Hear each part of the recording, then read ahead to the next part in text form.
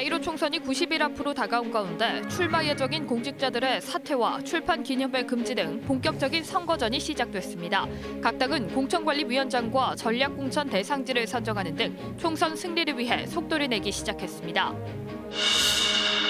사상 처음으로 치러진 민선체육회장 선거 당선자들이 취임식을 갖고 3년 임기를 시작했습니다. 정치로부터 체육의 독립성 보장이라는 취지가 무색하게 선거 과정에서 잡음이 나오면서 제도 보완이 시급하다는 주장이 나오고 있습니다. 현대 사모중공업이 세계 최초로 육상에서 건조한 39,000톤급 LNG 선박을 바다로 이동시키는 작업에 성공했습니다. 현대 사모중공업은 올해 이 같은 방식으로 7척을 추가 더 건조합니다.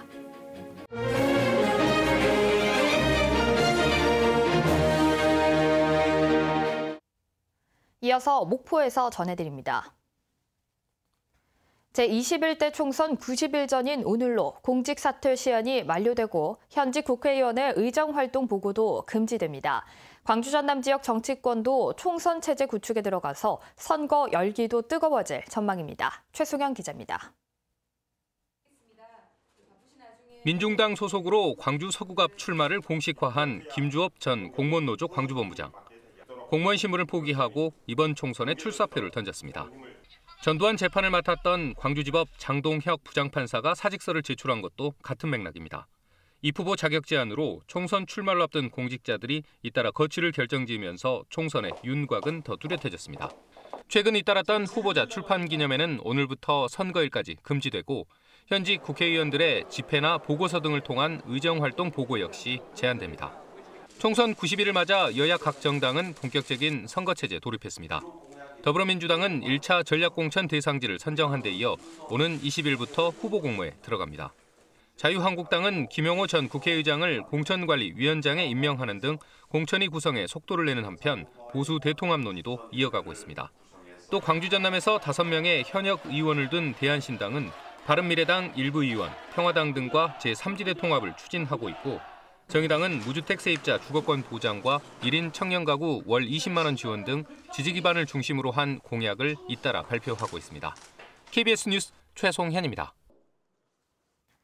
오늘 광주와 전남 지역에서는 선거로 당선된 체육회장 28명의 취임식이 열렸습니다. 하지만 투표를 하지 않고 추대 방식으로 선출되거나 정치 이력을 가진 후보자들이 여럿 당선되면서 체육의 독립성이라는 애초의 취지를 무색하게 만들고 있습니다. 보도에 손준수 기자입니다. 국민체육진흥법 개정에 따라 자치단체장이 체육회장직을 겸직할 수 없게 되면서 처음으로 치러진 체육회장 선거. 광주와 전남에서는 28명의 체육회장이 취임식을 갖고 3년의 임기를 시작했습니다. 동방성장을 통해 전남 체육의 제2의 도약을 위해 힘껏 뛰겠습니다. 사상 처음으로 선거 방식으로 치러지는 체육회장 선거의 첫 번째 목적은 정치생이 강했던 체육계를 본래대로 바꿔놓는 것입니다. 하지만 당선자 대부분이 정치인 출신이거나 정치 관련 이력이 있고 선거인단에는 시군단체장이 다수 포함돼 취지를 제대로 살렸는지 의문입니다. 여기에 동시선거가 아닌데다 무투표 당선자도 12명이나 나오면서 애초의 취지를 무색하게 만들었습니다. 광주시 체육회에서는 사전선거운동 의혹이 나왔고 보은군 체육회는 단 1명이었던 후보자가 사퇴하면서 선거를 치르지 못하기도 했습니다.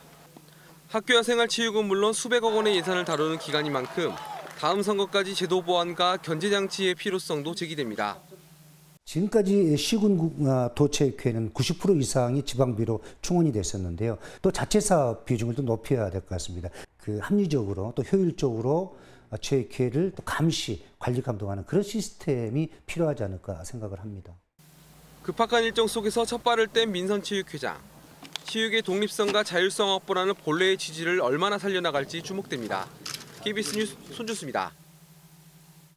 세월호 참사 당시 KBS 보도국 간부에게 전화를 걸어 방송 편성에 개입한 혐의로 기소돼 항소심에서 벌금형을 선고받은 이정현 의원의 유죄 판결이 확정됐습니다. 방송 편성의 자유와 독립을 침해했다는 방송법 위반 혐의로 유죄가 선고된 건 이 의원이 처음입니다. 대법원 3부는 오늘 방송법 위반 혐의로 기소된 이 의원의 상고심 선고 공판을 열고 이 의원의 상고를 기각했습니다. 이에 따라 이 의원은 2심에서 선고받은 벌금형 1,000만 원이 확정돼 국회의원직을 유지하게 됐습니다.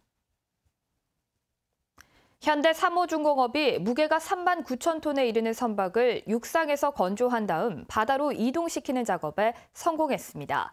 세계 최대의 중량물 이동 기록을 새로 썼습니다. 보도에 김혜린 기자입니다.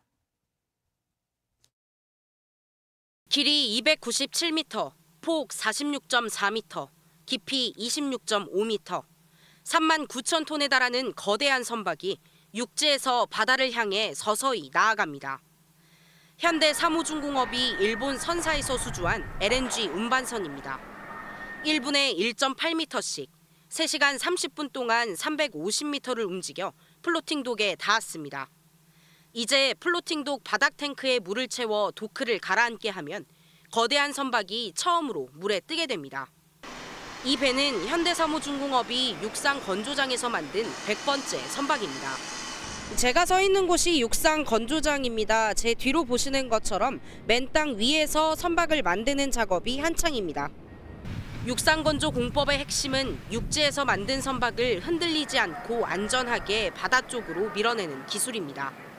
유압의 힘으로 작동하는 자가구동 방식 운반차 덕택에 선박을 안전하게 이동시킬 수 있었습니다. 이번 선박은 기네스북에 오른 1만 5천 톤급 선박보다 2배 이상 무거워 세계 최대 중량물 육상 이동 작업에 해당됩니다. 육상 건조를 하면 도크가 필요하지 않아 더 빨리 더 많은 배를 만들 수 있습니다. 한 달 반 만에 LNG선을 한 척씩 건조하는 그런 능력을 가지고 있기 때문에 산유국의 LNG선 대량 발주에 충분히 대응할 경쟁력이 있다고. LNG선 연속 건조에 성공한 현대삼호중공업은 올해 이 같은 방식으로 추가로 7척의 선박을 더 건조할 예정입니다. KBS 뉴스 김혜린입니다. 다음은 희망 2020 나눔 캠페인에 성금을 보내주신 분들입니다. 진도군 의신면 금감리 윤기숙 씨가 220만 원, 참전복 김종서 씨, 도목리 정순옥 씨, 구자도 주민들이 각각 100만 원, 돈지리 주민들이 50만 원, 메밀꽃 유채향 최창우 씨 50만 원, 만길리 주민들이 40만 원, 멸치신랑 새우각시 김학 씨 30만 원, 주식회사 창포농장 박병현 씨와 거룡리 주민들이 각각 20만 원, 송정리 주민들이 34만 원, 새마을 부녀회 30만 원, 사천리 청년회 사하리 주민 방범 의신지대에서 각각 20만 원, 송군리 노인회와 어촌계 세종의원 박현균 씨가 각각 20만 원, 금감리 주민들이 17만 원, 도명리, 도목리 주민들이 각각 15만 원, 만길리 김부길 이원일 씨가 15만 원, 도항리 김양호 씨, 돈지리 노인회 만길리 허창선 씨, 무도리 김판권 씨가 각각 10만 원, 돈지리 조권준 씨, 박상순 씨, 박태우 씨,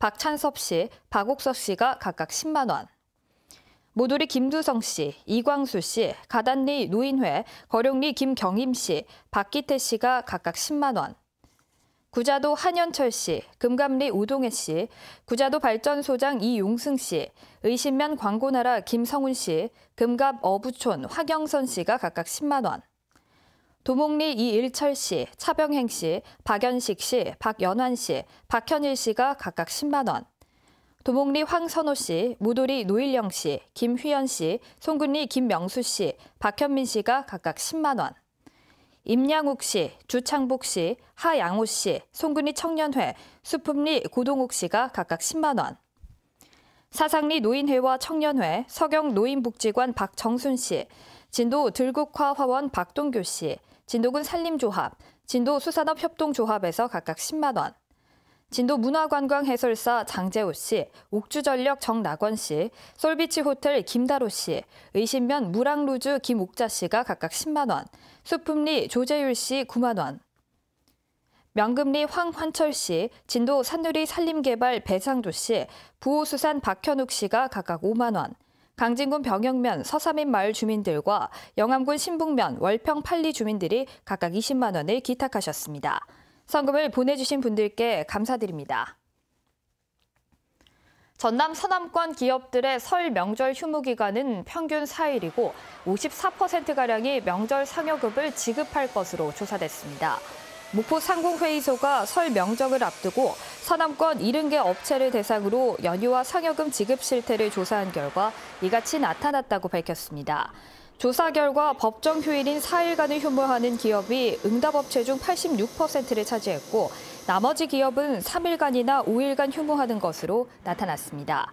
또 조사 대상 업체의 46%가 아직 설 상여금 지급 유무를 결정하지 못하거나 지급하지 않을 예정인 것으로 조사됐습니다. 전라남도 해양수산과학원이 각종 수산물 품종 연구 개발로 4년 연속 최우수상을 수상했습니다. 전남해양수산과학원은 최근 국립수산과학원이 주관한 2019 전국시도 기술보급 우수사례 평가에서 해남 지원의 토종 이빠디 돌김의 신품종 개발과 양식어가 보급 사업이 선정되면서 4년 연속 최우수상을 수상하는 영예를 안았습니다. 전남해양수산과학원이 올해 추진하는 연구 품종은 어류 13종, 폐류 9종 등 총 36개 종입니다. 목포시가 올해 대양산단 분양률을 85%까지 끌어올리겠다고 밝혔습니다. 목포시는 현재 70%가량인 분양률을 연말까지 85%로 높이기 위해 적극적인 행정을 펼치겠다고 밝혔습니다. 대양산단은 현재까지 106만 8천 제곱미터 중 75만 제곱미터를 분양했고 미분양 필지는 산업용지 25필지, 지원용지 18필지입니다.